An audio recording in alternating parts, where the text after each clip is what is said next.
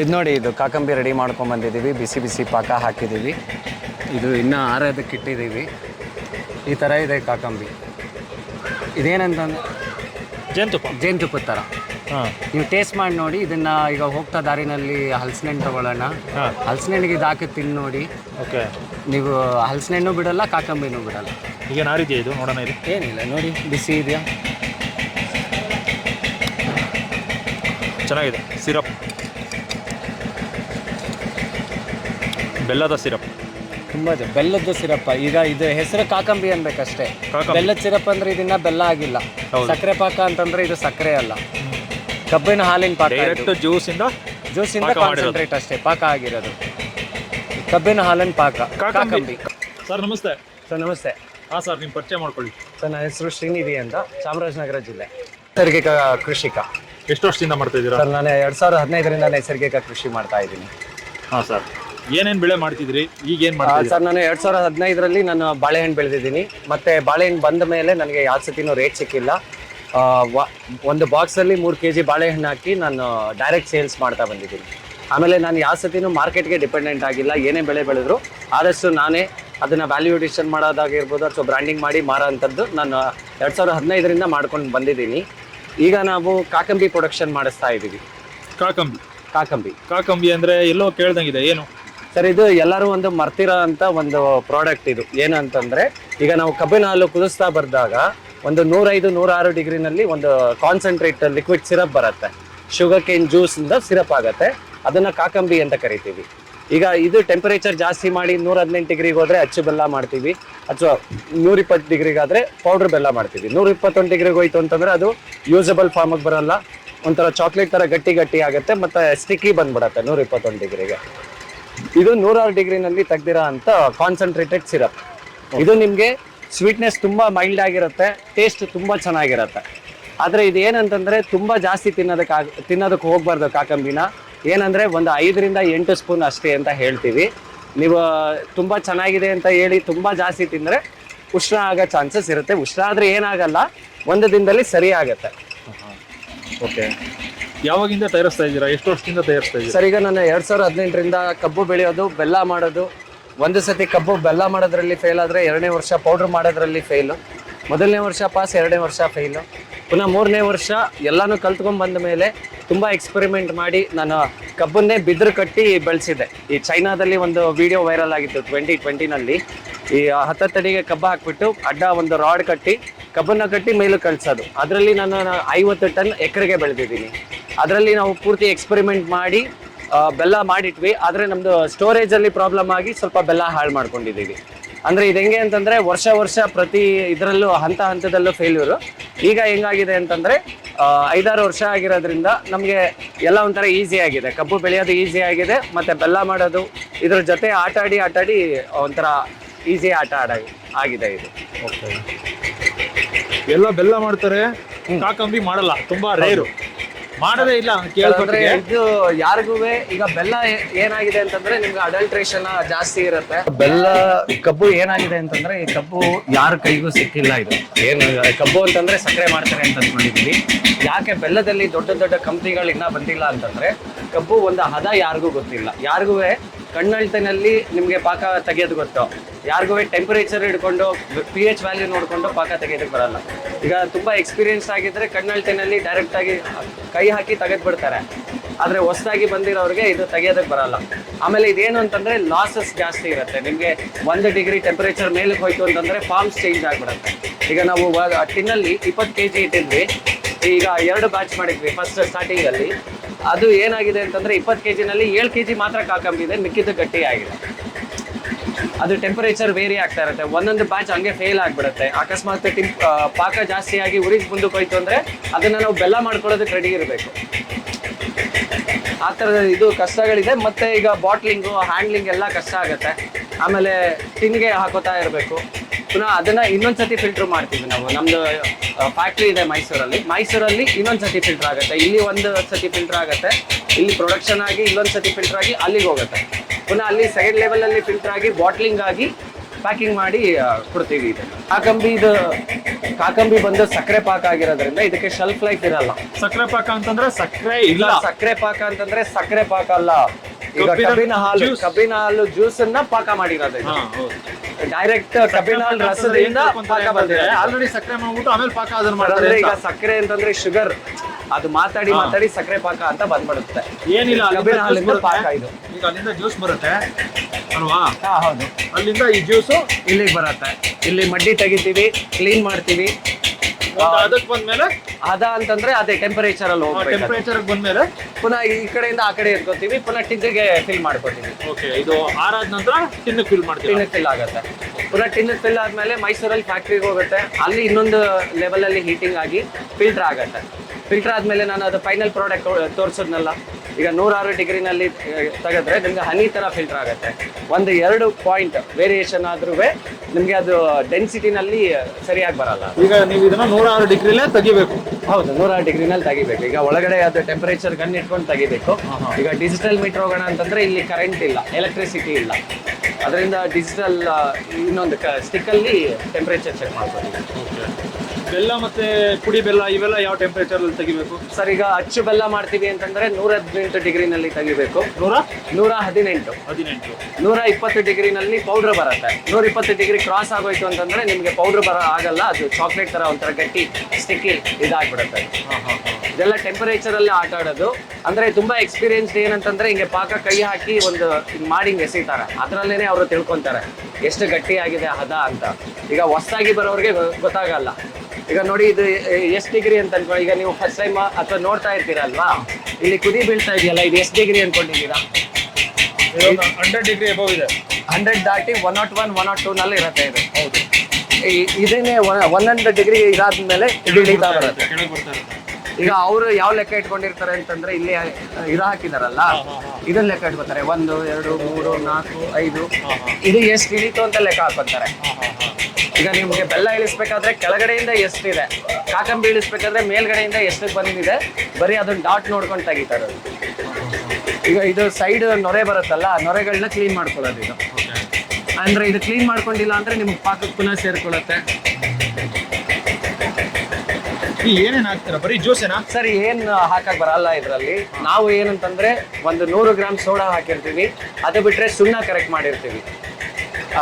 ಇದು ಬಿಟ್ರೆ ಇನ್ನೇನಿಲ್ಲ. 100 ಗ್ರಾಮ್ ಸೋಡಾ ಏನಕ್ಕೆ ಅಂತಂದ್ರೆ, ಸೋಡಾ ಕೆಮಿಕಲ್ ಅನ್ನೋದು ನನಗೆ ಗೊತ್ತಿದೆ. ಆದ್ರೆ ಇದು ಏನಾಗುತ್ತೆ ಅಂದ್ರೆ ನಮ್ಗೆ ಈಗ ಕರೆಕ್ಟಾಗಿ ಕ್ಲೀನ್ ಆಗಿಲ್ಲ ಅಂತಂದ್ರೆ ನಿಮ್ಗೆ ಇದಾಗ್ಬಿಡತ್ತೆ. ಏನದು ಕಾಫಿನಲ್ಲಿ ಅಂದ್ರೆ ನೆಕ್ಸ್ಟ್ ಲೆವೆಲ್ ಅಲ್ಲಿ ಬಂದ್ಬಿಡತ್ತೆ. ಈಗ ನಾವು ಒಂದ್ಸತಿ ಏನು ಸೋಡಾನೇ ಹಾಕಿ ಒಂದು 10 ಟನ್ ಪ್ರಾಸೆಸ್ ಮಾಡ್ಬಿಟ್ವಿ ಬೆಲ್ಲನ. ಇದು ಫಿಲ್ಟ್ರೇಷನ್, ಇದೊಂಥರ ಫಿಲ್ಟ್ರೇಷನ್ ಮೆಥಡ್ ಇದು. ಇಲ್ಲಿ ಫಸ್ಟ್ ಒಂದು 80 ಡಿಗ್ರಿಗೆ ಕಬ್ನಲ್ಲಿ ಕುದಿಸ್ಕೋತೀವಿ. ಪುನಃ ಇದು ಇಂಜಿನ್ ಇದೆ, ಪುನಃ ಇಂಜಿನ್ ಅಲ್ಲಿ ಪಾಕ ಅಲ್ಲಿ ಡ್ರಮ್ಗೆ ಹಾಕೊಂತೀವಿ. ಪುನಃ ಅದರಲ್ಲಿ ಸೆಡಿಮೆಂಟ್ಸ್ ಇದು ಮಾಡ್ಕೋತೀವಿ. ಅದ್ರಲ್ಲಿ ಸೆಡಿಮೆಂಟ್ಸ್ ಕೆಳಕ್ಕೆ ಹೋದ್ಮೇಲೆ ಕ್ಲಿಯರ್ ಲಿಕ್ವಿಡ್ ತಗೊಂಡು ಜ್ಯೂಸ್ ಮಾಡ್ತೀವಿ. ಪುನಃ ಅದು ಪಾಕ ಮಾಡ್ತೀವಿ. ಆ ಸೆಡಿಮೆಂಟ್ಸ್ ಎಲ್ಲ ನೀಟಾಗಿ ಹೋಗುತ್ತೆ ಸೋಡಾ ಹಾಕಿಲ್ಲ ಅಂತಂದ್ರೆ. ಅದೇ ಬೇರೆ ಮೆಥಡ್ ಆಗುತ್ತೆ. ಇದು ಒಂದು ಮೆಥಡ್. ಇದು ಸುಣ್ಣ ಸೋಡಾ ಎರಡು ಹಾಕ್ತೀರಾ? ಅದಾದ ನಂತರ ಬೇರೆ ಏನೋ ಅಂದ್ರೆ ಏನಿದು 150-180 kg ಕಾಕಂಬಿ ಬರುತ್ತೆ. ಇದು 100 ಗ್ರಾಮ್ ಸೋಡಾ ಬಿದ್ದಿರುತ್ತೆ. ಅಂದ್ರೆ ಹಾಫ್ ಗ್ರಾಮ್ ಇರಲ್ಲ ಅದು. ಈಗ ನಮ್ಮ ಆರ್ಗ್ಯಾನಿಕ್ ಬೆಲ್ಲ ಮಾಡ್ತಾರಲ್ಲ, ಅವ್ರೇನೋ ಬೆಂಡೆ ರಸ ಇವೆಲ್ಲ ಹಾಕ್ತಾರಲ್ಲ, ಅವೆಲ್ಲ ಹಾಕಿ. ಈಗ ಬೆಂಡೆ ರಸ ನಾವು ಹಾಕಿ ಟ್ರೈ ಮಾಡಿದೀವಿ. ಈಗ ನಮ್ದು ವರ್ಷ ಪೂರ್ತಿ ನಡೆಯಲ್ಲ, ಯಾವಾಗ್ಲೂ ಸ್ಟಾರ್ಟ್ ಆಗತ್ತೆ. ಆಮೇಲೆ ನಮ್ಮ ಗಿಡಗಳು ಇರೋದಿಲ್ಲ, ಅದರಿಂದ ನಾವು ಬೆಂಡೆ ರಸ ಹಾಕಲ್ಲ. ಆಮೇಲೆ ಬೆಂಡೆ ರಸ ಹಾಕಿ ನಾವು ಮಾಡಿದೀವಿ. ಬೆಂಡೆ ರಸ ಹಾಕಿ ಮಾಡಿದಾಗ ಏನಾಗುತ್ತೆ ಅಂತಂದ್ರೆ ಒಂದು 6 ತಿಂಗಳಾದ್ಮೇಲೆ ನಿಮ್ಮ ಬೆಲ್ಲ ಮೆತ್ತೆ ಆಗ್ಬಿಡುತ್ತೆ. ಕೀಪಿಂಗ್ ಕ್ವಾಲಿಟಿ ಕಳ್ಕೊಳ್ಳುತ್ತೆ ಬೆಂಡೆ ರಸ ವರ್ಷಗಟ್ಟಲೆ ಇಟ್ಟಾಗ. ಈಗ ನಮ್ದು 3 ವರ್ಷ 4 ವರ್ಷ ಇಡ್ತಾ ಇದೀವಿ. ಕಬ್ಬು ಮೆಚುರಿಟಿಗೆ ಬಂದಿರೋದ್ರಿಂದ, ಅಂದ್ರೆ ಬ್ರಿಕ್ಸ್ ನೋಡ್ಕೊಂಡು ನಾವು ತೆಗೆಯೋದ್ರಿಂದ ನಿಮ್ಗೆ ಅದು ಬೆಲ್ಲ ಹಾಳಾಗಲ್ಲ. ಈಗ ನನ್ನ ಹತ್ರ ಒಂದು 4 ವರ್ಷದ ಹಳೆ ಬೆಲ್ಲ ಇದೆ. ಈಗ ಕಾಕಂಬಿ ನಾವು ಪ್ಯಾಕ್ ಮಾಡಿರೋದು 3 ವರ್ಷದ ಹಳೆ ಕಾಕಂಬಿಗಳು ಪ್ಯಾಕ್ ಮಾಡಿಟ್ಟಿದೀವಿ, ಏನು ಹಾಳಾಗಿಲ್ಲ. ಯಾವ್ದಕ್ಕೆ ಜಾಸ್ತಿ ಲೈಫ್? ಈಗ ಬೆಲ್ಲಕ್ಕ, ಅಚ್ಚು ಬೆಲ್ಲಕ್ಕ, ಪುಡಿ ಬೆಲ್ಲಕ್ಕ, ಕಾಕಂಬಿಗ? ಫಸ್ಟ್ ನಿಮಗೆ ಕಬ್ಬು ಕರೆಕ್ಟ್ ಆಗಿ ಬೆಳೆದಿರಬೇಕು, ಕಬ್ಬಿಗೆ ಮೆಚುರಿಟಿ ಇರಬೇಕು. ಮೆಚುರಿಟಿ ಇರೋಂಥ ಕಬ್ಬಲ್ಲಿ ಕೆಮಿಕಲ್ ಹಾಕದೆ ಬೆಲ್ಲ ಮಾಡಿರಬೇಕು. ಅದು ನಿಮಗೆ ಶೆಲ್ಫ್ ಲೈಫ್ 1 ವರ್ಷ ಮೇಲಿರುತ್ತೆ ಎಲ್ಲ ಬೆಲ್ಲಕ್ಕೂ. ಅದೇ ನಿಮಗೆ ಸಕ್ಕರೆ ಹಾಕಿ, ಈಗ ಕಬ್ಬೆ ಮೆಚುರಿಟಿ ಇಲ್ಲ, ಸಕ್ಕರೆ ಹಾಕಿ ನೀವು ಬೆಲ್ಲ ಮಾಡಿದ್ರೆ 1 ತಿಂಗಳು ಇರಲ್ಲ. ಫಸ್ಟ್ ಕಬ್ಬು ಮೆಚುರಿಟಿ ಬರಬೇಕು, ಏನು ಕಲಬೆರಕೆ ಇರಬಾರ್ದು. ಈಗ ಏನಾಗ್ತಾ ಇದೆ ಅಂತಂದ್ರೆ ಆರ್ಗ್ಯಾನಿಕ್ ಬೆಲ್ಲ ಅಂತಂದ್ರೆ ಕೆಮಿಕಲ್ ಅಲ್ಲಿ ಕಬ್ಬು ಬೆಳೆದು ಬಿಡ್ತಾರೆ. ಮಾಡೋ ಮೆಥಡ್ ಅಲ್ಲಿ ಹೈಡ್ರೋಸ್ ಹಾಕಲ್ಲ. ಇಲ್ಲಿ ಮೈನ್ ಅಂತಂದ್ರೆ ಸೋಡಾ ಬರಲ್ಲ, ಇಂಪಾರ್ಟೆಂಟ್ ಆಗಲ್ಲ. ಹೈಡ್ರೋಸ್ ಅಂತ ಇನ್ನೊಂದು ಬರುತ್ತೆ, ಅದೇ ನಿಮಗೆ ಬ್ಲೀಚಿಂಗ್ ಏಜೆಂಟ್. ಈಗ ನಾನು ಗೋಲ್ಡನ್ ಕಲರ್ ಸಿರಪ್ ನೋಡಿದ್ನಲ್ಲ, ಅದು ಹೈಡ್ರೋಸ್ ಹಾಕಿ ತೆಗ್ದಿರೋಂಥ ಪಾಕ. ಅದು ಗೋಲ್ಡನ್, ಲೈಟ್ ಗೋಲ್ಡನ್ ಕಲರ್ ಬರುತ್ತೆ. ಈಗ ಅದು ಹೈಡ್ರೋಸ್ ಹಾಕಿರೋಂಥದ್ದು ಪಾಕ ತೋರಿಸ್ತೀನಿ. ಈಗ ಇದು ಇದಕ್ಕೆ ಬರ್ತಾ ಇದೆ ಇನ್ನೊಂದು 2-3 ಡಿಗ್ರಿ. ಈಗ 103 ಇರುತ್ತೆ, ಇನ್ನು 3 ಡಿಗ್ರಿ ಹೆಚ್ಚಾಗಬೇಕು. ಈಗ ನೋಡಿ, ಇದು ಹೈಡ್ರೋಸ್ ಹಾಕಿರೋ ಅಂಥದ್ದು. ಇದು ಹೈಡ್ರೋಸ್ ಹಾಕಿಲ್ಲದೆ ಬೇರೆ ವೆರೈಟಿ. ಇದು ಕರೆಕ್ಟಾಗಿ 106 ಡಿಗ್ರಿನಲ್ಲಿ ತೆಗ್ದಿರೋಂಥದ್ದು. ಆ ಕೊಳೆ ಸಡಿಮಂಚಿ ಕೆಳಗಡೆ ಸೆಟ್ಲ್ ಆಗಿರೋದು ಇದು. ಈಗ ನಾವು 106 ಡಿಗ್ರಿಗೆ ಕರೆಕ್ಟಾಗಿ ಇಳಿಸಿಲ್ಲ, ಒಂಚೂರು ಹಿಂದೆ ಮುಂದೆ ಹೋದ್ರೂ ನಿಮಗೆ ಸಡಿಮಂಚಿ ಕೆಳಗಡೆ ಹೋಗಿ ಕೂತ್ಕೊಳ್ಳೋದ್ರಲ್ಲಿ ಪ್ರಾಬ್ಲಮ್ ಆಗುತ್ತೆ ಅಷ್ಟೇ. ಪದಾರ್ಥ ಏನು ಹಾಳಾಗಿಲ್ಲ. ನೋಡು, ಇದು ದೃಷ್ಟಿ ಚೇಂಜ್ ಆಗುತ್ತೆ. ಈಗ ಈ ಥರ ಕೊಟ್ಟರೆ ಹನಿ ಥರ ಸಿಗತ್ತೆ ಇದು. ಇದು ನೋಡಿ, ಇದು ಜಸ್ಟ್ ಒಂದು 0.5 ಡಿಗ್ರಿ ಇದಾಗಿರೋದು. ಸೆಡಿಮೆಂಟ್ಸ್ ಅಲ್ಲೇ ನಿಂತಿದೆ, ಕೆಳಗಡೆ ಹೋಗಿಲ್ಲ. ಆಮೇಲೆ ಇದೇನು ಕೊಳೆ ಅಲ್ಲ, ಕಬ್ಬಿನ ಇದರಲ್ಲೇ ಇರೋದು ಇದು. ಇದು ಕಾಕಂಬಿನೇ, ಇದು ಕಾಕಂಬಿ, ತಿನ್ನಕ್ಕೂ ಯೋಗ್ಯ, ತುಂಬಾ ಚೆನ್ನಾಗಿರತ್ತೆ. ಇದೂನು ಯೋಗ್ಯ, ಇದೂನು ಯೋಗ್ಯ. ಇವೆರಡು ತುಂಬಾ ಯೋಗ್ಯನೇ. ಇದೇನು ಅಂತಂದ್ರೆ 0.5 ಡಿಗ್ರಿ ಕಮ್ಮಿ ಆಗಿದೆ, ಇದು ಕರೆಕ್ಟ್ ಆಗಿ ಬಂದಿದೆ ಅಷ್ಟೇ. ಅಷ್ಟು ಡಿಫ್ರೆನ್ಸ್ ಬಿಟ್ರೆ ಏನೂ ಇಲ್ಲ. ಆಮೇಲೆ ಇವೆಲ್ಲ ವರ್ಷಾನ್ಗಟ್ಲೆ ಇರೋಂಥದ್ದು. ಎಷ್ಟು ವರ್ಷ ಇರುತ್ತೆ? 3 ವರ್ಷ ಇಡೀ, 5 ವರ್ಷ ಇಡೀ ಹಾಳಾಗಲ್ಲ. ಲಿಕ್ವಿಡ್ ಆಗೇ ಇರುತ್ತಾ? ಹಿಂಗೆ ಇರುತ್ತೆ. ಅಲ್ಲ, ಈ ತರ ಕಲ್ಲಾಗ್ಬಿಡೋದು, ಕಲ್ ಸಕ್ಕರೆ ಹಾಕ್ಬಿಡೋದು. ಸಕ್ಕರೆ ಹಾಕಿದ್ರೆ ಸಕ್ಕರೆ ಬರುತ್ತೆ. ಈಗ ಬೇರೆ ವೆರೈಟಿ ಕಬ್ಬು, ಇದು 517 ಆಗಿದ್ರೆ ನಿಮ್ಗೆ ಕಲ್ ಸಕ್ಕರೆ ಕಟ್ಟುತ್ತೆ. ಕಲ್ ಸಕ್ಕರೆ ಆಗುತ್ತೆ, ಕರಗುತ್ತೆ ಅಲ್ವಾ ಅದನ್ನು? ಇಲ್ಲ, ಕಲ್ ಸಕ್ಕರೆ ಅದು. ಇದೇ ಡಿಫ್ರೆಂಟ್ ಪ್ರಾಡಕ್ಟ್ ಇದು. ಈಗ ನೆಕ್ಸ್ಟ್ ಇಯರ್ ನಾವು ಕಲ್ ಸಕ್ಕರೆ ಟ್ರೈ ಮಾಡ್ತೀವಿ. ಅದನ್ನ ಕಲ್ ಸಕ್ಕರೆ ಹೆಂಗೆ ತಿನ್ಕೋಬೇಕಾ? ನಿಮ್ಗೆ ಇನ್ನೂ ತುಂಬಾ ಚೆನ್ನಾಗಿರುತ್ತೆ. ಈಗ ನಮ್ದು ಏನಂತಂದ್ರೆ, ಈಗ ಕಬ್ಬಿಗೆ ವ್ಯಾಲ್ಯೂ ಅಡಿಷನ್, ಕಬ್ಬಿಂದು ಬೆಲೆ ಹೆಚ್ಚಳ ಮಾಡೋಂಥದ್ದು. ಈಗ ನಾವು ಕೆಜಿ ಬೆಲ್ಲ 200 ರೂಪಾಯಿಗೆ ಮಾರ್ತಾ ಇದ್ವಿ. ಈಗ ಜ್ಯೂಸ್ ಮಾಡಿದ್ಮೇಲೆ 500-600 ರೂಪಾಯಿ ಕೆಜಿಗೆ ಬೆಲೆ ಬಂದಿದೆ. ಈಗ ನಾವು ಪಾಕ ಇಳಿಸಿ ಇದನ್ನ ಕೆಜಿ 900 ರೂಪಾಯಿಗೆ ಮಾರ್ಬೇಕಂತ ಇದ್ದೀವಿ. ಕೆಜಿ 900 ರೂಪಾಯಿ. 900 ರೂಪಾಯಿ ತಗೊಂತಾರೆ. ನಾನೀಗ ಆಲ್ರೆಡಿ ರೈತ ಸಂತೆನಲ್ಲಿ ಒಂದು 15 ಬಾಟ್ಲು ತಗೊಂಡಿದ್ದಾರೆ. ಅಂದ್ರೆ ಈಗ ಬರೀ ನೀವು ಬೆಳೆದ ಕಬ್ಬಲ್ಲಿ ಮಾತ್ರ ಇದನ್ನ ಮಾಡೋದು, ಇಲ್ಲ ಅಂದ್ರೆ ಮಾಡಲ್ಲ? ಇದು ಮಾಡಲ್ಲ, ಬೇರೆ ಕಬ್ಬನ್ ತಗೊಂಡ್ ಮಾಡಲ್ಲ. ನಮಗೆ ಇದರಲ್ಲಿ ಇನ್ನೊಂದು 3-4 ಟನ್ ತನಕ ಆಗುತ್ತೆ ಕಾಕಂಬಿ. ನೀವು ಎಷ್ಟು ಪ್ರೊಡಕ್ಷನ್ ಇದೆ ನಿಮ್ದು ಕಬ್ಬು? ಸರ್, ನಂದು 2 ಎಕರೆ ಜಮೀನಿದೆ. 2 ಎಕರೆ ಜಮೀನಲ್ಲಿ 50 ಟನ್ ಇದಾಗಿದೆ. ಅದ್ರ 50 ಟನ್ ಕಬ್ಬು ಬೆಳೆದಿದ್ದೀವಿ. ಎಕರೆಗೆ 10 ಲಕ್ಷ ಮಾಡಬೇಕು. ಈಗ ನೀವು 100 ಟನ್ ಬೆಳೆದು 2,000 ರೂಪಾಯಿ ಮಾಡಿದ್ರೆ 2 ಲಕ್ಷ ಆಗುತ್ತೆ. ಅದೇ ನೀವು 10 ಟನ್ ಕಬ್ಬು ಬೆಳೆದು 1 ಟನ್ ಬೆಲ್ಲನ 100 ರೂಪಾಯಿಗೆ ಮಾಡಿದ್ರೆ 1 ಲಕ್ಷ ಆಗುತ್ತೆ. 200 ರೂಪಾಯಿ ಮಾಡಿದ್ರೆ 2 ಲಕ್ಷ ಆಗುತ್ತೆ. ಇಲ್ಲಿ ನಾವು ಎಷ್ಟು ಟನ್ ಬೆಳೆದ್ವಿ ಅಲ್ಲ, ಹೇಗೆ ಬೆಳೆದ್ವಿ, ಎಷ್ಟು ಈಲ್ಡ್ ಬಂದಿದೆ, ಅದನ್ನ ಎಷ್ಟು ಚೆನ್ನಾಗಿ ಮಾರ್ಕೆಟ್ ಮಾಡಿದ್ವಿ. ಈಗ ನೀವು 50 ಟನ್ ಅಂತೀರಾ, ನಾವು 50 ಟನ್ಗೆ ಈಗ ನನಗೆ ಕಾಕಂಬಿ 2.5 ಟನ್ ಬೆಲ್ಲ ಮಾಡಿದ್ದೀನಿ. ಇನ್ನು 2.5 ಟನ್ ನಾನು ಇದು ಮಾಡ್ಕೊತೀನಿ, ಕಾಕಂಬಿ ಮಾಡ್ಕೊತೀನಿ.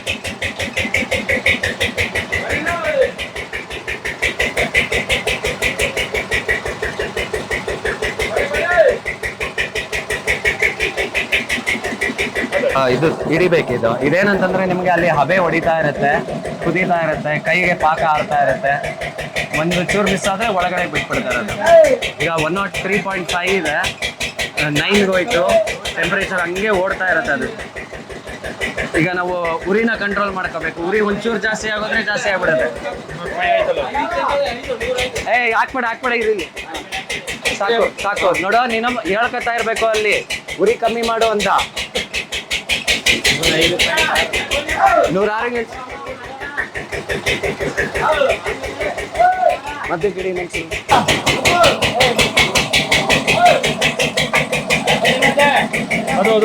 ಮೈಕ್ ಬಿಡಿಸ್ಬೇಕು.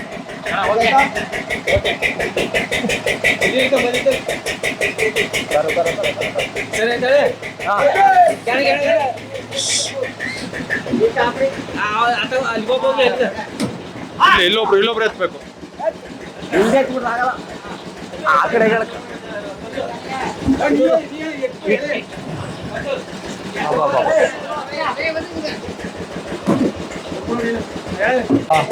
ಈಗ ಪಾಕ ನೋಡ್ತಾ ಇದ್ರಲ್ಲ, ಈಗ ಪಾಕ ಈ ಕಡೆ ಗೆಲ್ಸಿದೀವಿ.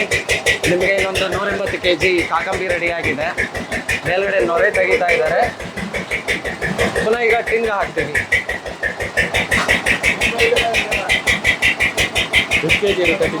ಟಿನ್ನಲ್ಲಿ 20 kg ಇರುತ್ತೆ. ಪುನಃ ಇದು 20 kg ನಮಗೆ 350 ಗ್ರಾಮ್ ಬಾಟ್ಲ್ ಪ್ಯಾಕಿಂಗ್ ಆಗುತ್ತೆ. ಪ್ಯಾಕಿಂಗ್ ಇಲ್ಲಿಗೆ ಎಷ್ಟು ಲೀಟರ್ ಜ್ಯೂಸ್ ಹಾಕ್ತೀರಾ ಸರ್? ಇಲ್ಲಿ ಒಂದು 600ರಿಂದ 650 ಲೀಟರ್ ಜ್ಯೂಸ್ ಇರುತ್ತೆ. 1 ಟನ್ ಕಬ್ಬು ಇದು. ಇದು ನಿಮಗೆ ಬಿಳಿ ಕಬ್ಬು ಆಯಿತು ಅಂತಂದರೆ ನಿಮಗೆ 100ರಿಂದ 110 kg ಬೆಲ್ಲ ಇಳುವರಿ ಬರುತ್ತೆ. ಕೆಂಪು ಕಬ್ಬು ಆದರೆ 130ರಿಂದ 140 kg ಇಳುವರಿ ಬರುತ್ತೆ. ಈಗ ನಮ್ಮದು ಕಬ್ಬು ತುಂಬ ಚೆನ್ನಾಗಿ ಬಂದಿರೋದ್ರಿಂದ 140 kg ಇಳುವರಿ ಬೆಲ್ಲ ಪೌಡ್ರ್ ಬರ್ತಾ ಇದೆ. ಕಾಕಂಬಿ ಬಂತು ಅಂತಂದರೆ 170ರಿಂದ 175 kg ಬರ್ತಾ ಇದೆ. ಇದು ಎಲ್ಲ ತುಂಬ ಬಿಸಿ ಇದ್ದಾಗಲೇ ಹ್ಯಾಂಡಲ್ ಆಗೋದಂಥದ್ದು. ತುಂಬ ಜೋಪಾನಾಗಿ ಕೆಲಸ ಮಾಡ್ಕೋಬೇಕಿದು.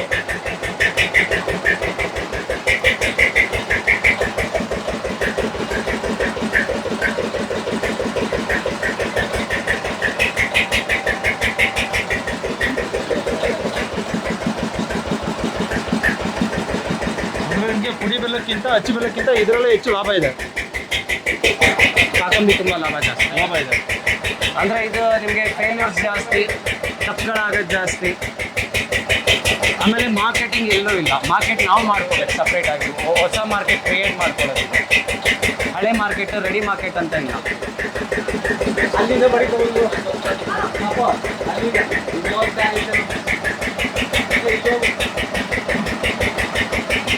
ಇದು ನೋಡಿ, ಇದು ಕಾಕಂಬಿ ರೆಡಿ ಮಾಡ್ಕೊಂಬಂದಿದ್ದೀವಿ. ಬಿಸಿ ಬಿಸಿ ಪಾಕ ಹಾಕಿದ್ದೀವಿ. ಇದು ಇನ್ನೂ ಆರೋದಕ್ಕೆ ಇಟ್ಟಿದ್ದೀವಿ. ಈ ಥರ ಇದೆ ಕಾಕಂಬಿ. ಇದೇನಂತಂದ್ರೆ ಜೇನುತುಪ್ಪದ ಥರ. ನೀವು ಟೇಸ್ಟ್ ಮಾಡಿ ನೋಡಿ. ಇದನ್ನು ಈಗ ಹೋಗ್ತಾ ದಾರಿನಲ್ಲಿ ಹಲಸಿನಣ್ಣು ತೊಗೊಳ್ಳೋಣ. ಹಲಸಿನಣ್ಣಿಗೆ ಇದು ಹಾಕಿ ತಿಂದು ನೋಡಿ. ಓಕೆ, ನೀವು ಹಲಸಿನಣ್ಣು ಬಿಡಲ್ಲ, ಕಾಕಂಬಿನೂ ಬಿಡಲ್ಲ. ಈಗ ನಾರಿದೆಯಾ ಇದು? ನೋಡೋಣ. ಇದು ಏನಿಲ್ಲ ನೋಡಿ, ಬಿಸಿ ಇದೆಯಾ? ಚೆನ್ನಾಗಿದೆ. ಸಿರಪ್, ಬೆಲ್ಲದ ಸಿರಪ್.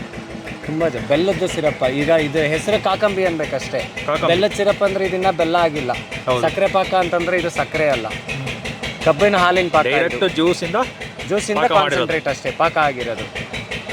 ಕಬ್ಬಿನ ಹಾಲಿನ ಪಾಕ ಕಾಕಂಬಿ ಅಂತ ಯಾಕೆ ಕರೀತಾರೆ? ಅದು ಇಟ್ಟಿರೋ ಹೆಸರು ಹಂಗೆ ಇಟ್ಟಿದ್ದಾರೆ, ಕಾಕಂಬಿ ಅಂತ ಇಟ್ಟಿದ್ದಾರೆ.